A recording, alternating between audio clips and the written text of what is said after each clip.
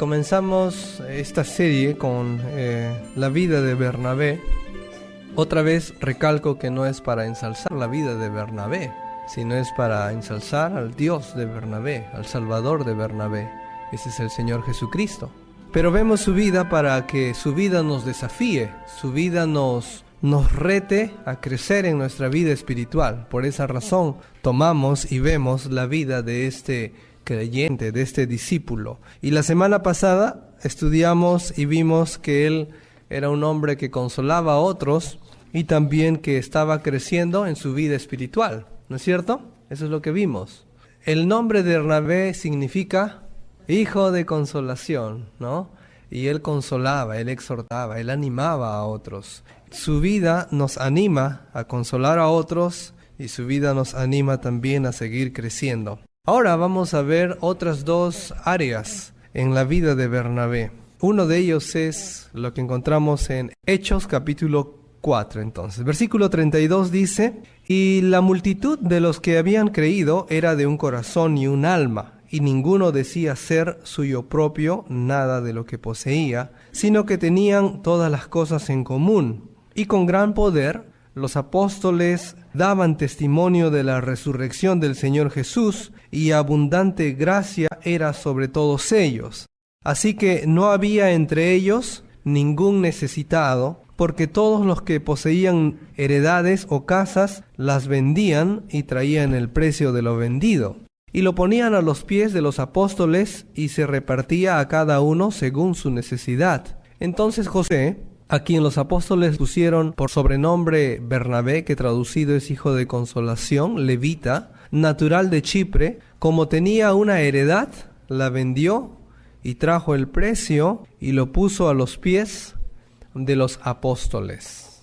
Bien, otra enseñanza que vemos en la vida de Bernabé es su generosidad. Bernabé era generoso en la obra de Dios. Él era muy generoso. Ahora usted puede notar desde el versículo 32, allí la multitud de los que habían creído, esto es la iglesia. En el versículo 34 dice que ¿cuántos necesitados habían en la iglesia de Jesús cuando recién estaba iniciando? Ninguno. No había ningún necesitado. ¿Cuál era la razón?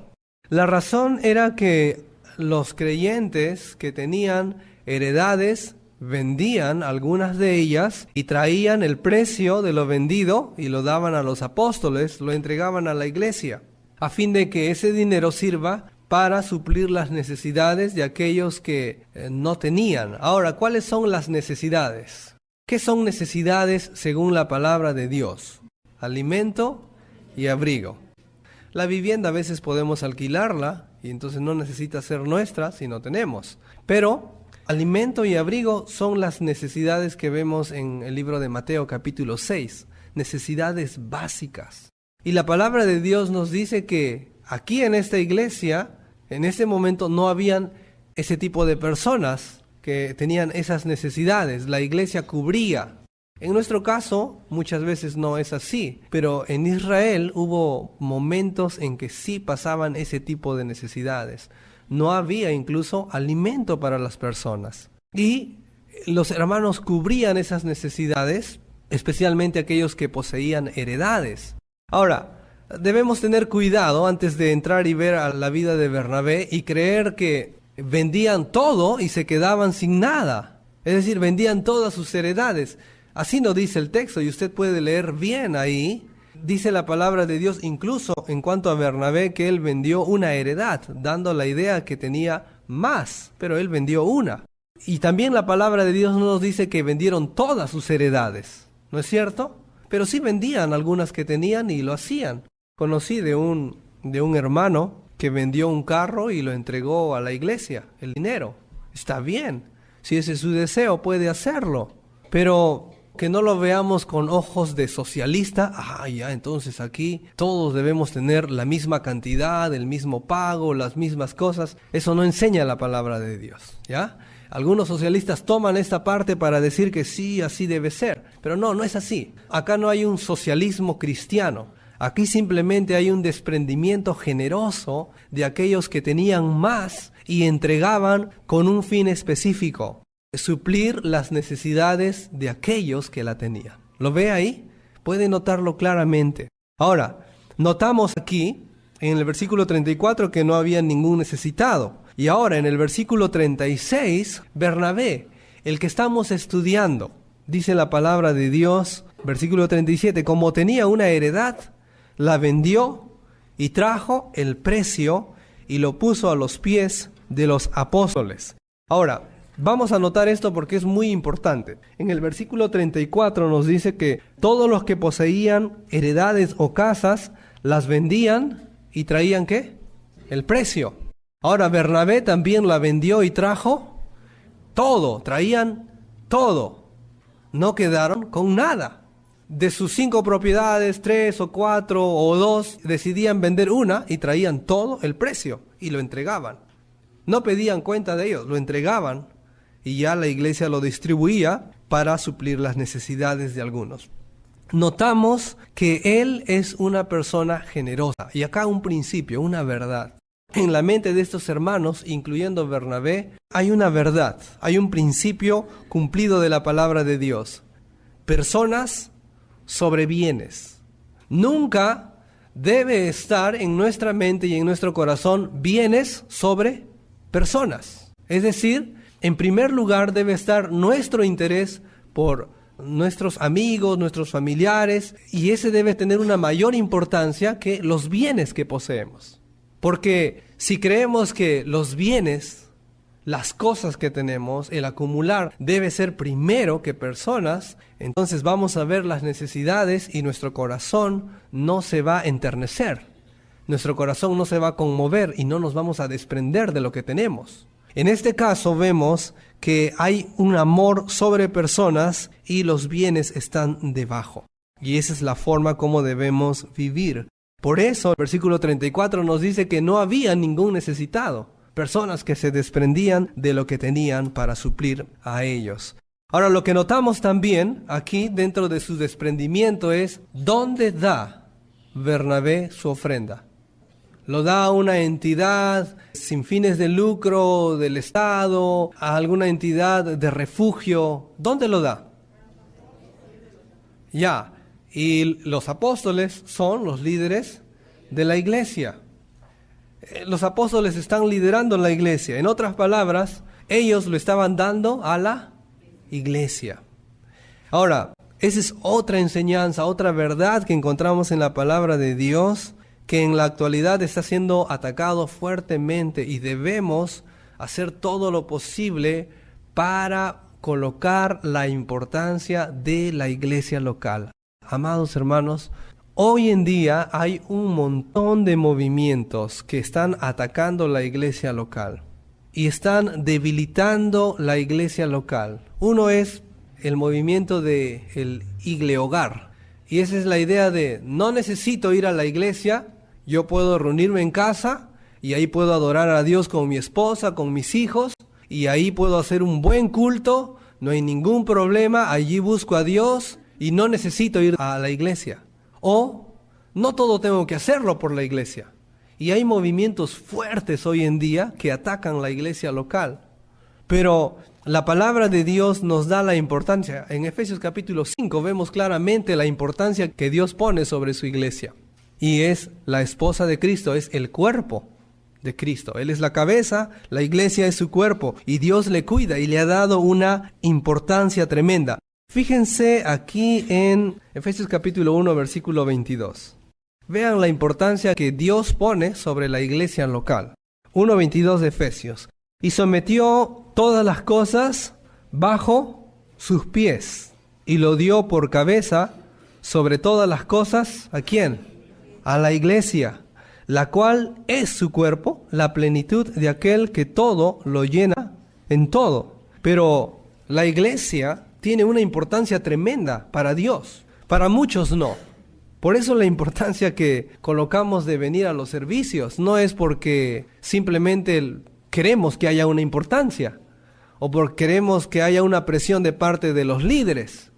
No, la razón por qué enseñamos a los creyentes venir a la iglesia y ser leal a la iglesia y ser fiel a la iglesia más que a cualquier asunto en esta vida es porque Dios pone una importancia tremenda en este asunto. La iglesia, Dios lo ha dado como cabeza en este mundo. Y necesitamos dar esa importancia. Es la que sostiene la verdad de Dios, que dice 1 Timoteo 3, capítulo 15. Dios ha puesto a la iglesia para que sostenga su verdad aquí en la tierra.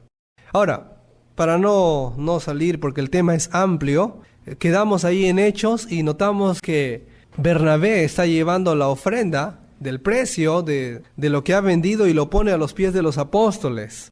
Y tenemos que aprender algo de esto, hermanos. Dios ha puesto a la iglesia para que a través de la iglesia, se supla las necesidades de los creyentes de la iglesia, para que se supla esas necesidades, para que la iglesia sea la administradora, para que a través de la iglesia se pueda glorificar a Dios en esa forma. ¿Eso quiere decir que yo no puedo dar una ofrenda personal a alguien? No estamos diciendo eso, pero sí estamos creyendo y enseñando que esa debe ser la forma como debemos conducirnos. A través de la iglesia se debe suplir las necesidades de misioneros, de pastores, de miembros de la iglesia o de miembros de otras iglesias. Y si hay alguna necesidad en el barrio, podría la iglesia también suplir esa necesidad respetando siempre lo que la palabra del Señor nos enseña. Pero la iglesia debe ser el centro de donde yo puedo depositar mis fondos que quiero ofrendar para Dios y para la buena administración. Yo sé que esto puede causar un poco de frustración en algunos y decir, ¿pero por qué? Bueno, así Dios lo ha dispuesto. ¿Recuerdan ustedes en 2 Corintios capítulo 8 y 9 quiénes tenían necesidad y quiénes ofrendaron? ¿Se acuerdan? Estaban necesitados los de Jerusalén, los hermanos de Jerusalén. ¿Y quiénes ofrendaron? Los de Macedonia. Y los de Macedonia eran ricos, ¿no es cierto? Tenían mucho dinero. No, estaban mal también económicamente. Y ellos decidieron levantar ahí en la iglesia un fondo y entregarlo. Pero es interesante, cada vez que se ve en el Nuevo Testamento la ayuda económica hacia personas, hacia grupo de hermanos, ¿dónde se levanta? En la iglesia. No es una ofrenda especial de parte de tal persona y aparece como una ofrenda de tal persona, sino esa ofrenda la persona lo daba a la iglesia y entonces la ofrenda llegaba como de la iglesia de tal lugar envía esta ofrenda. ¿Por qué es importante eso? ¿Alguna vez se ha puesto a pensar en esto? Cuando yo recibí esta enseñanza hace tiempo, me parecía media rara. ¿Pero por qué? Si yo puedo entregarlo personalmente en un sobrecito y sin ningún nombre. ¿Pero por qué? Pues Dios lo ha dispuesto. Y si yo hago lo que Dios ha dispuesto en su palabra, entonces ¿quién se lleva la gloria? Es Dios que se lleva la gloria, porque le obedezco y hago como Él quiere. Pero si yo hago como quiero y como me parece que está bien, bueno, en alguna forma le robo la gloria a Dios, porque lo estoy haciendo como quiero, porque estoy haciéndolo no conforme a su palabra. Nuestro mayor interés, como ayer estudiábamos con un grupo de varones, nuestro mayor interés debe ser la gloria de nuestro Dios. Y tener cuidado que le robemos gloria a Dios. Que Él sea glorificado. Que Él sea honrado. Y si doy un dinero y nadie sabe que yo di, y lo di a la iglesia y la iglesia lo dio y nadie sabe quién lo dio, ¿quién es glorificado? Es Dios. Bien nos dijo el Señor Jesucristo, Mateo capítulo 6, cuando tú des, no sepa tu mano izquierda lo que dé tu mano derecha. En otras palabras, sino que sepa tu Padre Celestial que ve en lo secreto. Ese es el plan de Dios, que Él se lleve la gloria, no nosotros.